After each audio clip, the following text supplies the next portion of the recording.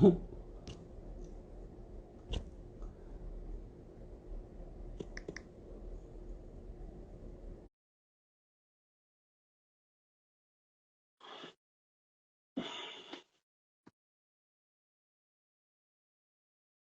up? What up? What up? What up? These motherfuckers said, come in, come in, come in, come in.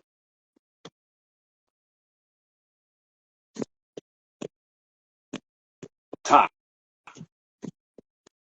you at Ty? You at Ty?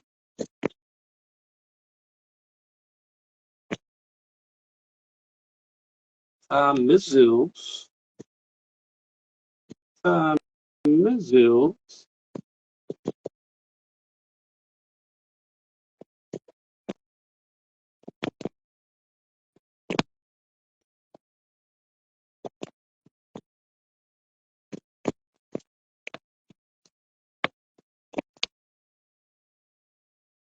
There you go. There you go.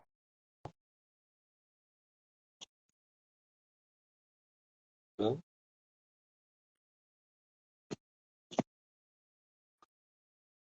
Thanks for tapping back in to Vixen. We're tired here. They hate Mills. They hate Mills. They damn sure do. I've inherited IG tweet for you, Mills. They hate me because of you. I ain't even. They probably do. A nigga wrote my address to me on Facebook or Instagram today. He's like, boy, you think I don't know where you at? Put up one of my old addresses. I was like, oh shit. Still fuck you. I don't live there no more. You thought I was gonna shut up? Oh, you don't know. I don't care about that. Pull up. I'm just D3E. What's happening? Thanks for tapping in. WePopNSon. Hey, son, I can't see you. Oh, damn. You want me to exit out and come back in? Yeah, I can't see you. But yeah, that's fucked up though, man. How fucking get your address? How you do that? Like, I'm gonna tell you, man, that identity theft thing, forget about it, my friend. It's out of control, for real. Like, y'all have no idea. Y'all have no idea how bad it is. No idea. I know a lot of people don't really pay attention to what be going on, you know. But they report these breaches, you know, with the banks and credit unions and all type of shit where people's information are being compromised all over the world, you know. JTXP, thank you. Bostic Britain, what's going on, Brit? Hey, Tom. Yeah. You see me? I don't see you. I don't know why you don't see me. That's crazy. You see me? Trey? Yeah, I see you. That's crazy. I cannot see you. I kind of want to be able to, like, engage. Hold on, I'm gonna come. But yeah, man, it's a serious situation with your personal information. If you do not have a monitoring service in this day and age, y'all can see both of us, Vixen. That's crazy. Y'all can see both of us, but I can't see him, and he can see me, but I can't see him. You need to have some sort of monitoring service, like for my I got a credit company. If you go to my site that I pinned right there, you see I got a credit company help people get their credit up so they can, can get them, and then we take them in for financing. Take them in and get you 100,000 or something like that. And we use a service that is very effective, very, very effective in monitoring your personal information.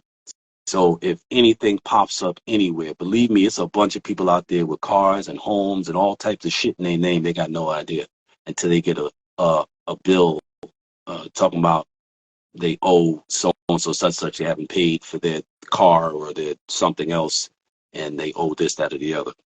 So tap in with me about that. You know, I'll put you on to that service, but you definitely need it, because if you don't have it, it is only a matter of time before they get you. And I know a lot of people think, oh, my credit ain't shit, whatever. They will build your shit.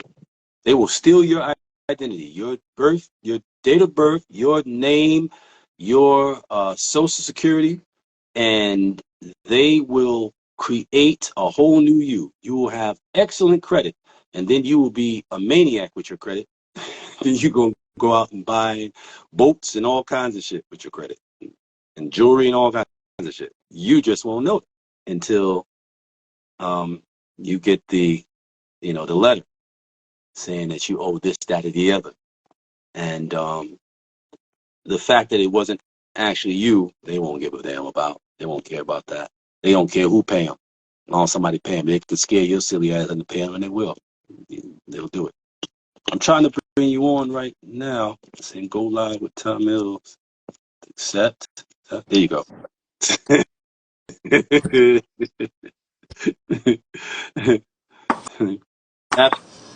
Absolutely, Victor. I will send me a direct, and I'll tap in and put you onto it. The one that we deal with is, I don't think there's one that's better. There may be others that are comparable, whatever, but they are definitely top. Anything else could only be as good, but there isn't going to be anything better than it. You know, my website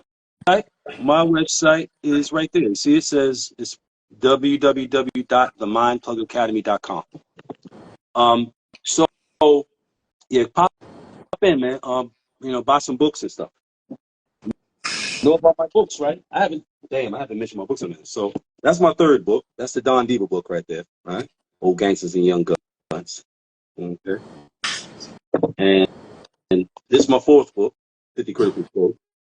All right, 50 of my personal quotes. I created a whole curriculum based on this with my wife's help. Thank you very much.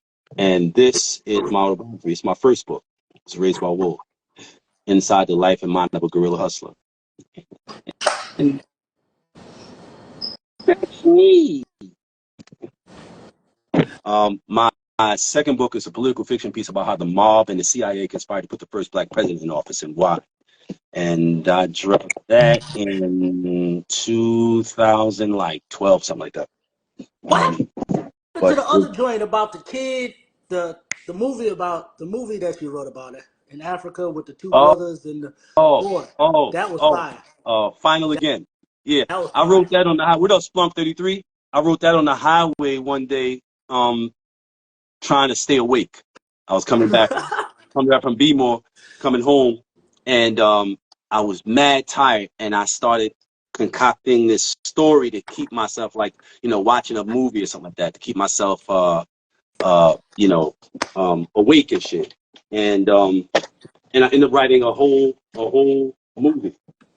And I thought I had the book right here. The book I wrote it in. I put it right here. But yeah, I wrote, like, the whole thing I wrote in my head, but I end up physically writing probably a third of it. So that's something I'm going to do. Uh, 1 hour on Final Again script. 1 hour on Final Again. Okay. Bang. So starting tomorrow, I'm going to give 1 hour. And I wrote that back in 1992. Yeah. You know, and who knows what would have come of it, or what would have come of me had I had enough belief in the potential of that to actually pursue how I could, after writing it, you know, bring it to fruition. You know, but Cass Worthing, think about what up, Taylor Enrique, Taylor Taylor Ian, yeah, got me on that one. Taylor Ian, Black Beauty's back. Thank you very much. Thanks for joining us, Taylor. This is WePopNSon. We do this every Thursday, every Tuesday and Thursday at 7 p.m. Eastern Standard Time. Real talk, you know, true stories, fact, not fiction. And you'll notice we won't talk much about the buffoonery. We won't, you know, if we mention a Diddy situation, or we mention a Dirk situation, or we mention, you know, any of that kind of stuff that preoccupies so much of the mind and time and attention of our collective, then it's only to illustrate a valid, important point. But other than that, we're not going to talk about none of that. Y'all can get plenty of that anywhere else. Anywhere else that's trying to get your black attention, it's going to fill your brain with a bunch of dog. Because that's what they think you is evil. They think you is love dog. That's what they think. You know? And y'all act like it because y'all respond to it and all your attention on it. I see the numbers on those types of videos. I see the numbers on Woody videos. You got to be, your brain got to be in completely backwards for you to give your time and attention to Woody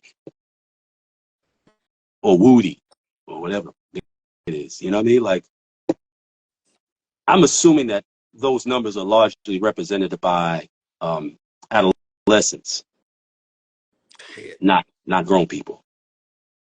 Shit. I don't know, but to kind of further on, because I don't want to be on here for another hour. To kind of I kind of expanded into, you know, a couple of different things in an effort to bring the minds to this point of how to bring change about, right? So I talked about how the guys, the people who I came up under in this this family, this organized crime family that I was born into, how they behaved and how I responded to their behavior, how I developed in the presence of them, how I became hyper practical in their in being in their presence. I saw things.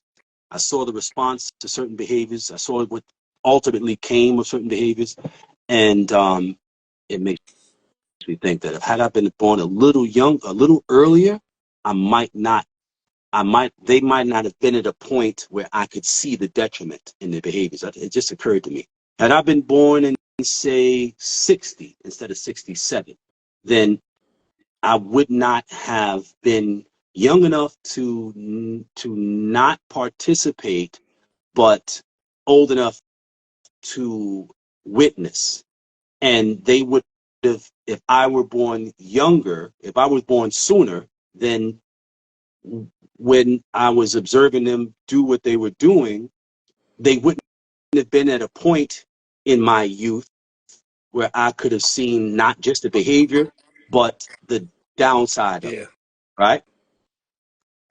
I came into not just into the world, but into a conscious awareness at a time in their lives where their practices and behaviors were starting to show the downside. You know what I mean? So just as I became conscious and aware of my surroundings, or as I was becoming conscious and aware of my surroundings, I was, you know, seeing, oh, you know, they kicking it. spending large amounts of money on fancy clothes and cars and jewelry and sniffing and drinking and, running around crazy and, busting their gun and all kinds of shit. Like, and it wasn't a whole lot of the busting the gun stuff. You know what I mean? Like, busting the gun was not, we don't come from a family of robbers and thieves and that kind. We come from business people who are just very serious business people. So the gun busting thing is like, surgical. This particular thing needs to be removed. Remove this particular thing, and that's that. Just to keep things flowing the way they need to flow, not as a common practice. Every problem looks like a nail, and all we have is a hammer as our tool. So every time we turn around, let's do this to it. We didn't come from that. We come from actual organized criminals who are about money, not just running around, like cartoon gangsters with sharp sticks. So the busting the gun part was not crazy. It's not like a regular thing, anything like that. It happened, and it happened, in the immediate space too, like, inside my house. You know what I'm saying? But if I hadn't been, 8, 9 years old, 7, 8, 9 years old, seeing them do the things they do, and then hit 12 and 13 and saw what the things they had been doing had done to them, then I might not have developed this pragmatic attitude or mindset, because before I saw the downside of what they was doing, I saw people adulating them and admiring them, for being able to ride around in fancy cars with wearing fancy clothes and expensive jewelry, snorting expensive cocaine and drinking champagne and you know what I mean? So I saw that, right? And I just, came of age at a point where I was able to see the other side of it. Yeah. So when it was my time to make these kinds of decisions, I understood moderation. It's not that I didn't sniff. It's not that I didn't smoke, not that I didn't drink, and I started doing it very early. I started doing it around the time that I became aware that they were doing it, right? So I started, drinking at 9 and smoking at 10 and sniffing at 11, and they're, in their 20s and 30s. But then by the time I'm 13, 14, I'm seeing how it's killing them and destroying them and reducing them from these strong, virile, powerful individuals to, these broken and mind blown, foolish looking or acting individuals, So that contrast made me understand that if you do too much of this, or you go too far with this, or you don't reach a point where you say enough, then you can anticipate you're going to end up like them. And in my mind, before their ultimate outcomes, in my mind, they were great. They were gods. Not just because I was young, but because of not just because I was young and I was observing them through young eyes, but because I was observing them and observing the world around them and how the world around them responded. And the world around them responded like, yo, these motherfuckers, their feet don't touch the ground, So at the point that I'm into my thing, I'm hanging and kicking it and making my moves, and I'm carrying my guns, and I'm smoking and drinking and sniffing and doing my thing and all that, whatever. In my mind, I have a limit. I had a practice, never finish. Like if I have a drink, I'm good for, at the height of my drinking, I might have been good for 5 or 6 drinks. I have a high tolerance. It's the Indian in me. I have high tolerance for alcohol, right? But you'll never see me stumble, and nobody's ever seen me stumble or slur. You can ask anybody who's ever been around me. You never see me. In fact, you can ask anybody around me. They'll say, I've never seen them drunk. I've been drunk. I just don't behave drunk. Nah, you get fun. Yeah, We I'm turn a, over, you I'm drunk. a fun drunk. You know, so it's like I always when I get to that fifth drink, that fourth drink, I'm not finishing it. Not because I can't, because I want to make sure I am in control. So if I know I've drank to a point where I'm feeling a certain way, what happened? What's up? So I said, Chris 12 Davis, what's happening? Urban Beauties, what's going on? Black, Ed, what's Black, up, Ed? Black LS, Beauty what's said she happening, seen you man? Welcome to buzz. 2025, man. Richard Nubionio. He capping, ma. Richard Nubionio. Um, He capping. We uh, seen him. you, you saw me buzz. I mean, but you got to realize we were in in close quarters. Oh no, she's talking about at my 24th. I think my 24th birthday party. Yeah. My 24th birthday party. I had it at the place that was on a 20. Was the tunnel? Tunnels 26 and 12th. I had my birthday party at a spot on 26 and 11th. Right? She said bingo. Yeah. And I had it's this crazy building. It was a beautiful place, right? A lot of people don't know about this place, right? Because they didn't move around downtown. Back in the days, cats didn't move around. Most cats didn't go past 42nd Street back in the days. And not very many cats went to 42nd Street because 42nd Street was dangerous. A lot of people didn't go to 42nd Street. So it was low. As far as people went was 125th Street. For shopping, going to movies, whatever.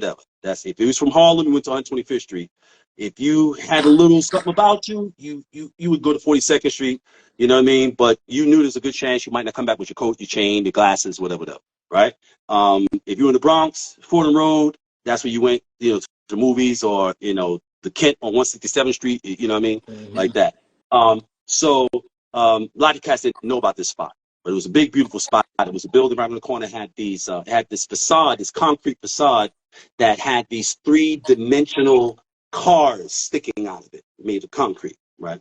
Beautiful place. So I had my 24th birthday there, and I went in there. The night of the party, whatever. They bring the cake and all that, whatever, and your mom and Julie and everybody's there, whatever. And I got on my full length, my shoulder to shoe, black mama mink or whatever, and my matching hat and all that. I'm in my glory. You dig? Like, this was a good year. This was a great year. Great year. It's probably the best year of my career in the game at that point. So I go over to the bar and I say, "Hey, do y'all have Cristal?" And she was like, "Yeah, we got that back here. You know what that is? Don't nobody know what it is." I said, "Yeah. How much you got back there?" I said, They said we got a case of it. I said, "Word?" I said, how much you want for the case?" I said, "Oh, I think it was might have been like $1,200 in the club." Inside the club, a case of Cristal, real Cristal, not that shit they were producing massively. This is when Cristal was produced at a rate that made it what it was. Mm-hmm. You can't hyper produce that and get what that was. Yeah, it was lucrative. It definitely was. It was lucrative. It definitely was. So I get the case, you know what I mean, and I'm champagneing everybody the fuck up. But I got my own bottle, and they talk about and that was so good, my guy. You did that at her wedding. It was so good, You buddy. did that at her wedding too. You brought them Oh, bottles. that's true. That's Yeah. true. I forgot about that. That's right. Everybody was wasted at her wedding too. Yes, I remember. I forgot about that. I Yeah. forgot about that. I did. Sure did. Sure did. At your mom's wedding. I got everybody drunk as a mother. Hell I yeah. remember that. Yeah, that's right. What up, Supian?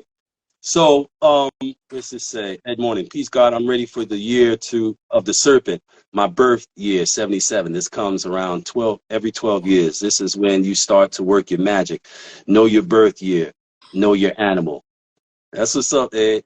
Ed is on he's on the higher knowledge. You know, that's where me and Ed really connect. You know, Ed is the type of cat I can have conversations with that it'd be pointless on a platform like this. It's pointless. The how what's that? Sufin, you said new time. What's that? What are you asking? New Cause time? we on later than usual. No. We did the 7 to 8 joint, but I was saying something and I kind of wanted to bring because I started doing what I typically do and kind of branch off or whatever. Understand that when I branch off, just so you get an idea of how I operate. When I branch off, it's not that it's not that I'm going into different things. I'm going into the same thing from different angles. So if that's the topic, I might connect it to this, and then connect it to that, and then connect it to this. But it really is that. I'm just giving perspective. That's why you have to pay attention and watch it and watch them a couple of times, and you'll start to understand how things interconnect. Not everybody can receive the information the same way or any one way. So sometimes, I may think, oh, maybe I should explain it from this perspective, or maybe I should introduce this particular thing as an analogy to bring the point to more clarity. It's not that I am scatterbrain and no shit like that. So what I was talking about earlier in the first one is essentially what I was talking about on Tuesday, which is about change and how you bring change about.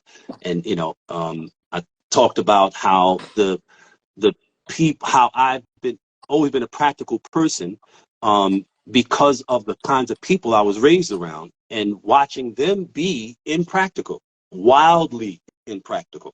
You know what I mean?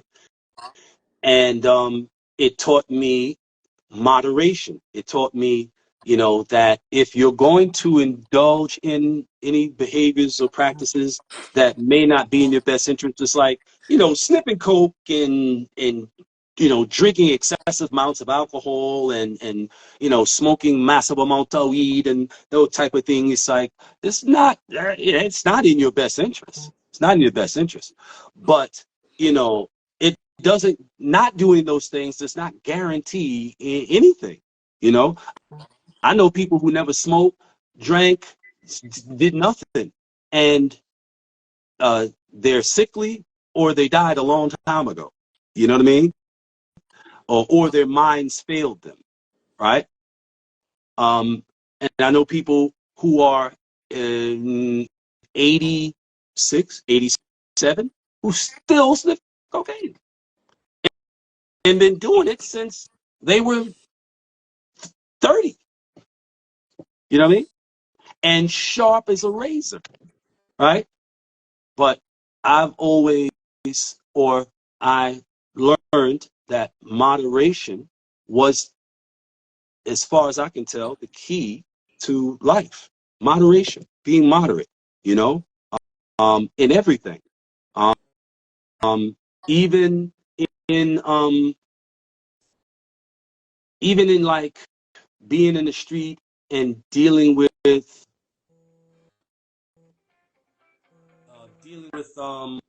somebody just called me that I needed to speak to. In dealing with you know opposition, you know, knowing how far to go, how far is necessary to achieve your point, to make your point, right? So, if you're dealing with a opposition in a situation where you, you got your joint on you, but you don't really need your joint. It's like there's been cats that I had my joint, they had their joint, and I was like, out of here, and they run off. Now, if you don't understand, moderation, if you're not, then every situation is like, well, I got my joint on me, so I guess I'm supposed to use my joint. And you in this instance where you could have just slapped them and you pop them, now you don't get to do what you need to do on this block because you just made a mess. You can't hang around here. Chopper chopper. What's going on, chopper chopper? So you know, moderation is what I learned from the people who I grew up around that were immoderate. You know, and moderation is what enabled me to endeavor into a lot of things that a lot of people did not survive because I always knew how far to go. And it wasn't a set thing. Each situation had to be assessed on its own, so there were situations where it's like, it's no need to go to 10. And there were situations where you needed to go to 10, and you just had to know the difference between the two. And, being around the people I was around growing up, I got to learn that. I got to watch them. Go too far and see what happened with that. Whether it was like personal behavior, like drug use and alcohol use and dealing with people, dealing with women and so forth or whatever, or being in, or in business, dealing with in the streets or whatever. I got to watch them and see, okay, that's probably not something I would want to do. That might be useful in some situations, and in some situations it might not be. And you do your best to apply what you think makes sense in any given instance. Here I am, so I guess I did all right. As it relates to change, my sharing that ability to moderate and to be moderate and to manage my response and so forth, whatever, has everything to do with my ability to identify, recognize the things that I may be doing that are not contributive to the condition I want, or to recognize the things I should start doing in order to contribute to the situation I want. It's that same mechanism that enabled me to, determine whether I should go the full 9 on this situation or whether I should 4.5 it or not, and not allowing my ego to be a part of the process is very important, because there were times where cats did things not because it was the necessary thing to do, but because they were concerned about how other people might view what they did. So if I don't pop this guy, then they're going to think I'm soft. They're going to think I'm soft, or they're going to think I'm weak, or whatever, this and the other. You have to take in consideration how people might view you, and especially in that space, whatever you're in a neighborhood or whatever, you're in a city, where you're doing your thing and like that. You do have to take in consideration that how people might view you, whatever. Because if you don't respond appropriately, what up, Elijah CJ? If you don't respond appropriately, then you could encourage someone to try something they might not otherwise consider trying. You still have to moderate that, right? You can't let that be the all-encompassing reason why you do what you do. Oh, I can't have niggas thinking I'm soft, whatever. Like, man, niggas don't do no thinking, personally. They don't do no thinking. They do believing. They don't do no thinking. If you believe I'm somebody you should try, well, try me. You believe I'm somebody you should try based on the fact that, you heard that this guy that worked for me ran off with a pack, and, you see the guy, walking around, and you think, oh, I guess he's somebody that you can do that to, or whatever. Well, okay. You don't know the mitigating circumstances around the guy walking around. You don't know if the guy's going to continue to walk around.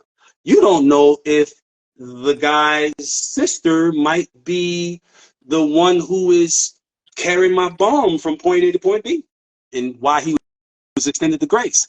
He knows it. You don't know it. I have to take that in consideration. I have to take what's important to me. Remember, making a decision not just about what matters now, but what ultimately matters. Those kinds of practices came to me by way of my exposure to the people whom I came behind and watching them and seeing what they got out of the various responses that they gave to the world around them. And I was like, okay, got it. Won't do that, more of that, less of that. And then taking my own practical experiences and incorporating them into the external knowledge that I was acquiring from proximity to these individuals. This is how my mind state came about, right? Other people have other experiences that give way to who they become, how they become. What I'm suggesting is that by way of using this system where you try to and point out or discern something that you may have as a practice or behavior that's not useful to you, it's not helpful to you, like using drugs or like cheating on your wife or whatever, something that's counter to your peace and your well-being, and like finding, picking up a habit of maybe meditating or studying, whatever.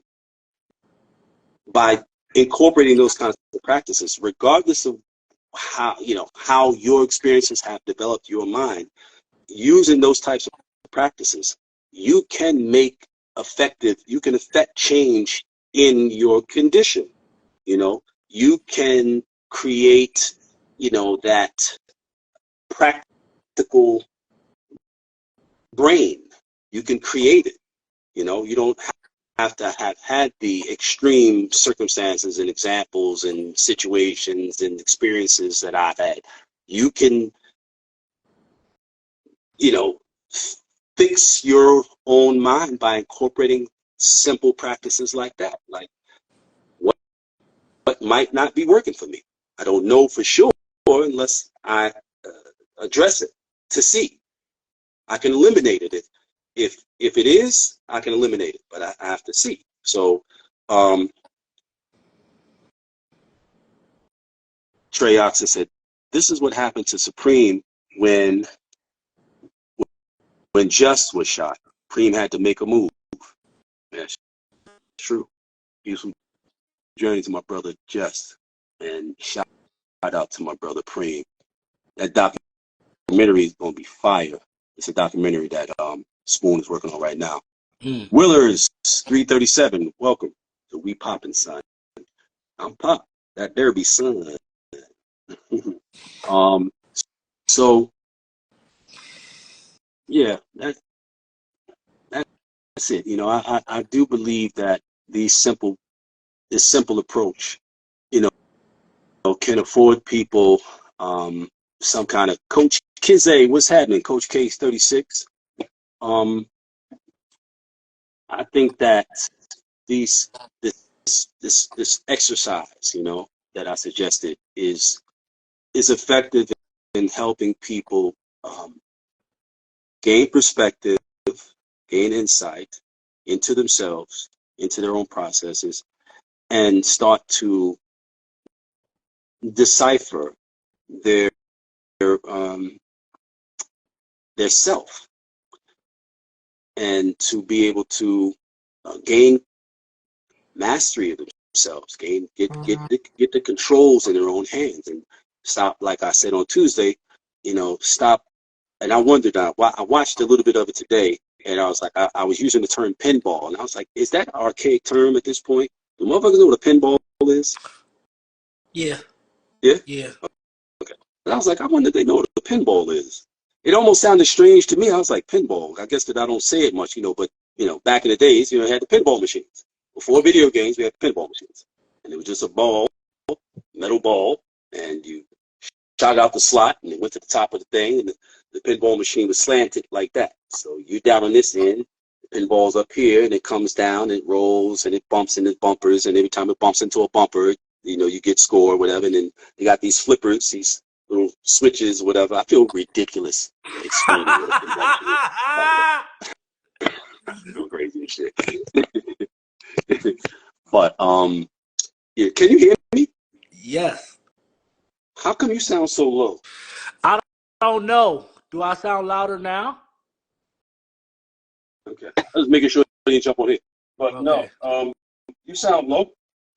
You sound low for some I reason. don't know why I sound low. I can hear you, but you do sound low. You sound like you coming out of headphones that are over there somewhere. Nah, I'm not on headphones. I started to get a mic and use a mic just to have me louder. I don't know. I don't know why you sound distant. Sound distant. Oh, the Vixen said she can hear us both. Okay, that's cool. I mean, I can hear you. Pinball machines are still around? LS, Yeah, they in pinball arcades machines are and still stuff. around. You go in the I ain't weird. GameSpot, I ain't you're never seen. gonna see a pinball machine. It's gonna be in the back next to like the Street Fighter and all that. Really? I have not seen the pinball, but I was making the reference to pinball, you know, because of how pinball works. It's really a great analogy for how people live, you know, and how people interact with their environment, you know, like that when when you know you put your money in and the ball pop out into the slot, you know, and you pull the thing back, you know, the spring back, and you pop that thing out there, whatever. That's you being born. You know what I mean? You pop out, and now you at the top of the thing. You know, you ain't got no score. You're starting off with a clean slate, and when that ball comes down, and the first bumper it comes to contact with, you know, it bounces off of that, and from there, it's just a series of reactions. Not the pinball is not planning anything. It's just reacting to everything. It comes into contact with something, and as a result of that contact, it springs off and comes into contact with another bumper, you know?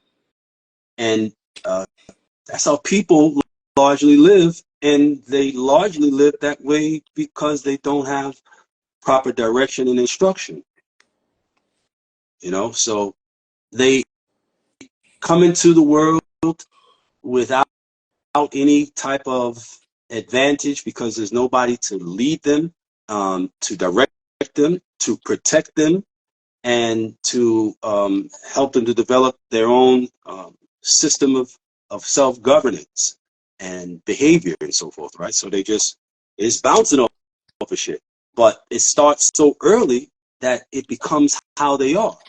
And so they imagine themselves being in control, but in actuality, they're not in control.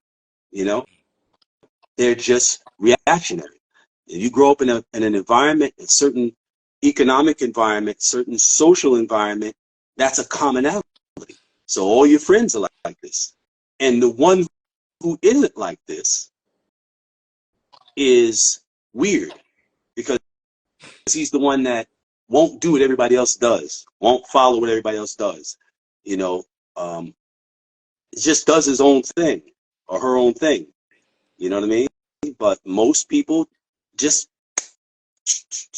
bouncing off of shit, bro. And you know, and acting like they meant to do that. You didn't mean to do shit. You didn't mean to do shit.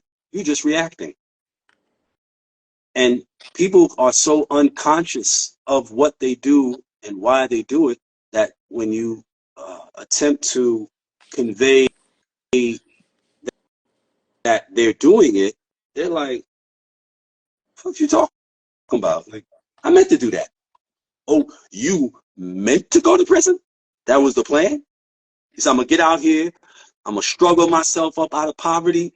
I'm going to make a ton of money, but I'm never going to invest in anything that could potentially take me away from this risk that I take every day and even provide this level of life for me it's just not illegal.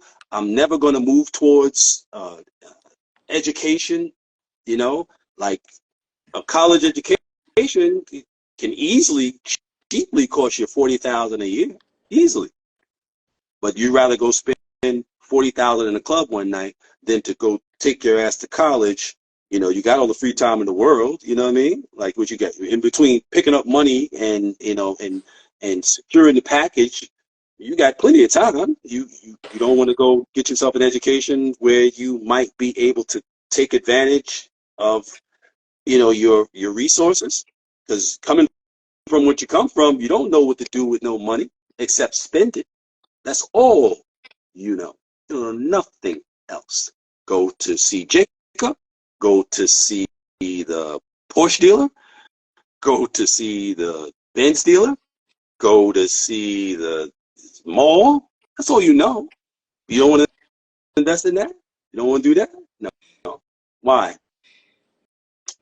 Because no one's ever prioritized that to me, and I just been bouncing off of things and reacted to things all my life, and most of the people I know have been doing that, so they encourage me. And there's the cycle that we're in. This is, I mean, shit, that's become the culture. If you're not like that, again, you're weird. You know, Yeah. I don't know. I don't know. Um, hmm, Thinking about a lot of stuff, but man, yeah, just try it, man. Try it, y'all. Pick one thing. One thing. Something that you know, you believe doesn't help you. That you do. Or maybe, maybe it's, I don't, there are nothing's innocuous. Like nothing doesn't have any impact on you. Everything we do is either contributing to our life or contributing to our death. Everything we do, like everything you eat, everything you consume is going to either be useful to your body or harmful to your body. Plain and simple. There's nothing is neutral, right? And the same can be said about your habits and behaviors and everything else, right? So if you assess that a thing you do, like some people, smoking weed is a way that they relax and escape or whatever have you, whatever. But if if you're doing a lot of relaxing, then it's not so good then, you know, because you're being excessive. If you're being excessive and you're smoking up a bunch of fucking weed off, that's going to have a counterproductive, impact on your life. So if you say, you know what, for the next 30 days, one day at a time, I'm not going to smoke. It ain't going to go nowhere. If you decide to go back to it because after, 30 successive single days of I'm not doing it, come to the conclusion that it's not, making any discernible difference. So maybe you go back to doing it. It ain't going nowhere. It was here before you got here. It'll be here long after you're gone. So it's a big deal. You ain't gonna miss anything, right? Try it. I'm not saying specifically try not to smoke weed or whatever. I don't know. Some people don't smoke weed. Some people don't drink. Some people don't use drugs at all. There's still things that they may do. They may eat things that they, you know, have concluded aren't in their best interest or have come into the understanding is bad for them. Okay. Maybe that's the thing. Say, I won't do that today. And then the next day, say, I won't do that today again. See what kind of impact this has on you. The practice of doing what I'm talking about is called discipline. So, although there is the benefit of you removing something that's counterproductive to your well-being, whether it's eating something or drinking something or smoking something or sniffing something or whatever, fucking something, maybe or maybe not. Maybe it makes a difference, maybe it doesn't. But what does make the difference is the practice of discipline, which is what I'm really talking about. I'm really talking about discipline. And I can tell you for a fact that without discipline, you will not have the life you want to have. Plain and simple. So you have to be disciplined.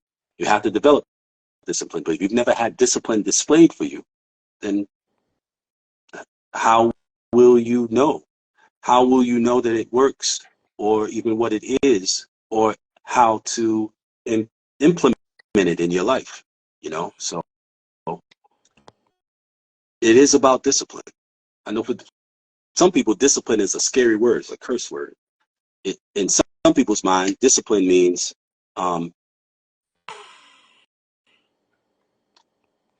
restriction. It means limitation. It means, you know, not having fun or something like that, you know. But I mean, if you're not old enough to know that life is not all about having fun, then you probably shouldn't be on this live, you know. So for those of you who are mature enough, mentally, emotionally mature enough to understand that discipline is a necessity in order for you to have the quality of life that you really want to have. If you want to have a quality life, I can't assume everybody wants to have a quality life. I know that's not the case. Not everybody wants to have a quality life, especially at the cost of their fun, right? But for those of you who do want to have a quality life, understand that discipline must be a component of it.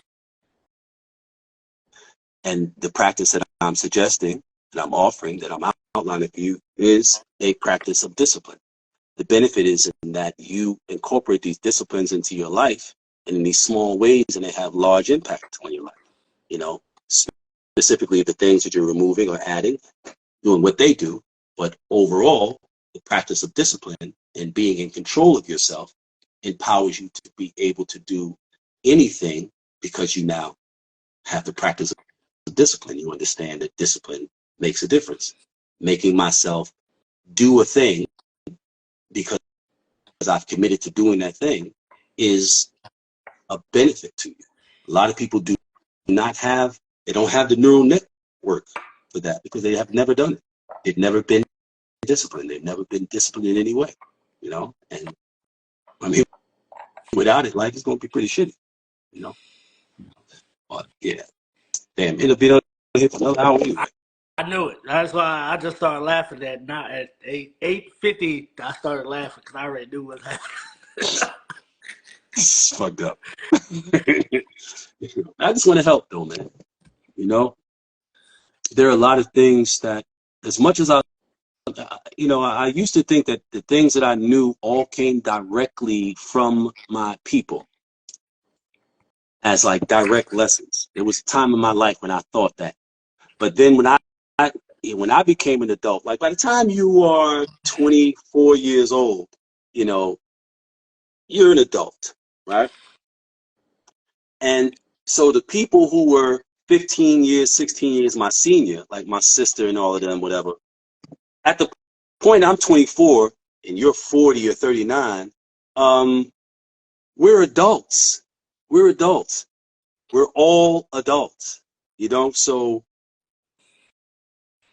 we're interacting with one another and doing things with one another. And I'm coming to understand that I have disciplines and practices that I swear I got from them. But now as an adult, I see you don't have this discipline. I had one day we were in Baltimore and Steve said to me, he'd been out there hustling with me at that point, probably about 4 or 5 months. And I probably had about 4 blocks going. Each block is probably doing, on average, throughout the course of a month, 25,000 a day on average. Some days it's 30, 40, and some blocks. Some days it's 20, 15, depending on what time, where in the month it is, right? But averaging out 25,000 a day over the course of a month. And I got my systems, got my operations. Everybody's got their perspective. I mean, their respective responsibilities in place, whatever. And you know, I'm running my corporation. And he said to me when I said, you know, something, just do this, boom, that. Like he goes, where did you learn this from? I've been watching you all my life. What are you talking about? Where I learned it from you. He said, you ain't learned this from me. I was 23. And when he said that, I was like, talking about me. Like, of course I learned it from you. But I realized a great deal of what I learned from them was from what they did and what they got, and me saying, okay, I don't want that, won't do that. What I learned from them was what not to do, largely. I mean, your grandmother gave me, like, this, that. She was the one. She was like, you do this, you don't do that. You do this, you don't do that. This is what you do. That's in this situation. But the rest of them, they were all, they were all her students too, right? The generation before me, they were her students. So, I came up under them, right? Under their guidance or their tutelage, or their they cover me, whatever, right? But mostly they were just examples of what not to do. I just had such an enamorance for them, that I turned it around in my head to be, they were giving me all this great knowledge, but all they were doing is allowing me inappropriately to be around. It's inappropriate to have a 7-year-old kid, an 8-year-old kid, a 5-year-old kid around drugs and guns and violence and illegal business talk. It's inappropriate, but they did, and I appreciated that. I admired them for that. I was having an experience that other kids were not having. I felt chosen and special. And because I had that idea about them, I took everything that they displayed that I, in a lot of instances, determined was not a good thing, and I turned it into them allowing me to be around so they could show me these things. So in my mind, they showed me what to do. But in actuality, more often than not, they showed me what not to do, which serves its purpose, but it's not what I thought it was, which was them teaching me what to do. So when he said to me, you ain't learn that from me, it made me think. And I thought about it, and I said, yeah, you're right. You know what I learned from y'all? What not to do, how not to be. That's what I learned, But, it's been a hell of a ride anyway. And you can read all about it in Raised by Wolves, available on my website. Thank you very much. And if you come to my Cash App, you can get it for $5 off, because I got them. I'm posted up in the middle. I'm posted up in the middle of the block. I'm cutting sales down. I'm posted up. Shortstop. You shortstop it. You shortstop it, motherfucker. Shortstop. You know what? It's counting down, and it's not saying that it's about to cut us off. It's not like it's coming up on 58 minutes and 59 seconds. It's at 59. Oh, it'll start counting down shortly. Okay. It's at 59th minute now. But yeah, man, I mean, I hope y'all appreciate these interactions, these conversations. I'm gonna tell you right now, people like me don't do this. The people that I come from, the thing I come from, they don't do this. We talk to each other, but we don't really talk to people who aren't us. I'm the one who's been breaking the mold for the last 25 years. That's how Don Diva came about. That's how the books came about. Because I recognize that we have incorporated into the mainstream culture our behaviors without giving y'all context. And we have contributed largely to all of the shit that we look at today and be like, this is all fucked up. So this is my penance. All right. Remember, think critically so you can live wonderfully. Peace, son. I love you. Love you too. I'm gonna pull up on Bob when he get here before he go in. Okay. All right. All right. Peace.